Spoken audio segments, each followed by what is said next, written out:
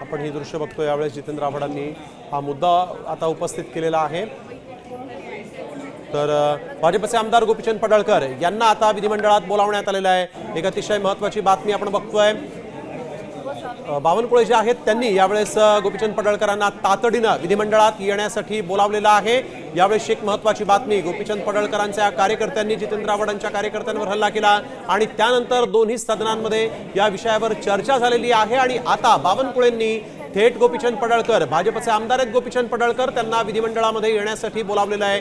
तातडीने विधिमंडळात या असं बावनकुळेंनी यावेळेस गोपीचंद पडळकरांना सांगितलेलं आहे आणि आता पडळकर इथं येऊन नेमकं काय घडतं हे पाहणं महत्त्वाचं ठरणार आहे। विधिमंडळामध्ये आपण बघतोय गेल्या अनेक वर्षांचा खरं तर या विधिमंडळाला एक परंपरा आहे, परंतु अशा पद्धतीने हाणामारी कधी झाली नव्हती आणि आज मात्र या लॉबीमध्ये आपण बघतोय दोन्ही नेत्यांचे कार्यकर्ते आपापसात भिडले आणि आता मात्र आपण बघतोय काय नेमकी कारवाई होणार आहे, काय नेमकी ऍक्शन घेतली जाते हे पाहणं महत्त्वाचं ठरणार आहे। गोपीचंद पडळकर यांना तातडीनं आता बोलावण्यात आलेलं आहे। गोपीचंद पडळकर यांना बावनकुळेंनी बोलावून घेतलेलं आहे, विधिमंडळात तातडीनं या असं म्हटलेलं आहे। आमदार पडळकर यांनी मुख्यमंत्र्यांकडे त्यांची तक्रार झालेली आहे। गोपीचंद पडळकरांना बावनकुळेंनी तातडीनं विधिमंडळामध्ये बोलावून घेतलेलं आहे। गणेश कवडे आमचे प्रतिनिधी आपल्यासोबत यावेळेस फोन लाईन वरून जोडले गेलेले आहेत। गणेश, काय अधिकची माहिती, पडळकरांना बोलावलेलं आहे, पडळकर नेमके कुठे गेलेले आहेत आणि त्यांना मुख्यमंत्र्यांनी बोलावलेलं आहे की ते आता येऊन इथं कोणाला भेटणार आहेत, या संदर्भात काय अधिकची ताजी माहिती?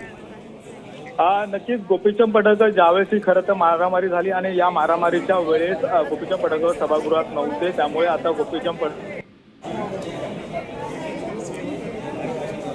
मुख्यमंत्री हे दोघांकडून आहे तो गोपीचंद पडळकरांना आहे तो निरोप दिलेला पाहायला मिळतो, कारण की आता जितेंद्र आव्हाड आणि जयंत पाटील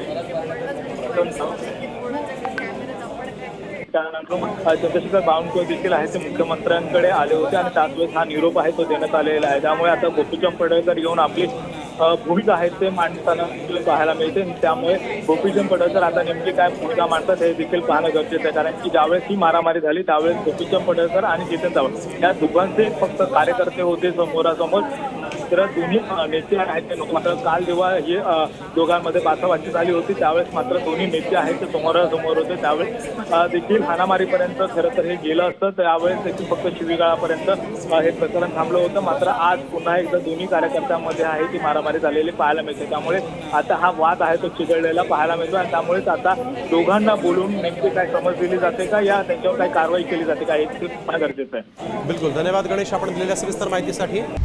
आता isakal.com आहे देशातील नंबर 1 ची मराठी न्यूज वेबसाईट। प्रत्येक अपडेटसाठी isakal.com ला नक्की भेट द्या।